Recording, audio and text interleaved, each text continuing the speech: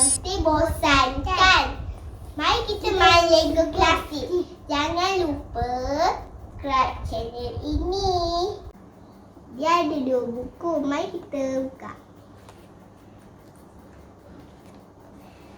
Ni yang satu punya, buku 1. Boleh buat kamera, boleh buat katak, boleh buat rumah, boleh buat jengkaut, boleh buat motor.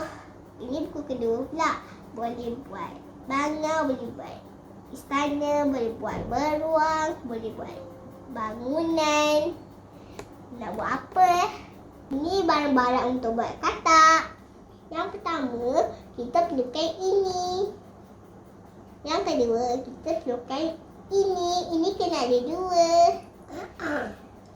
1, 2.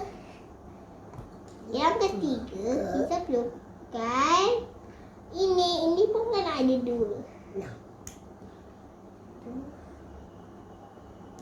2. Okey, mari kita buat keempat pula.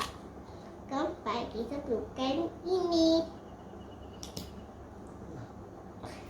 Yang kelima, kita perlukan ini. Ini kena 1 je. Terbalik ke ni? Terbalik. Yang keenam, kita perlukan ini. Betul.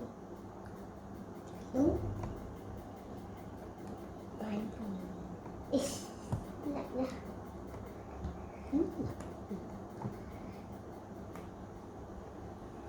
Yang ketiga, yang ketujuh, kita perlukan ini. Kat sini. Ini saya untuk buat muka dia. Yang ke-8, kita perlukan ini. Yang ke-9, kita perlukan ini. Kena ni dulu.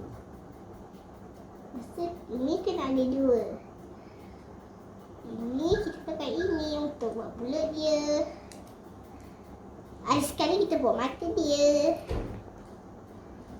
Betul. Tak.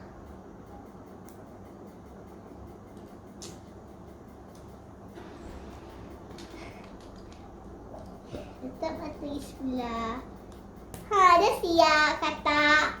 Inilah hasilnya buat katak. Inilah rupanya. Mari kita main. Selamat mencuba kawan-kawan. Bye-bye.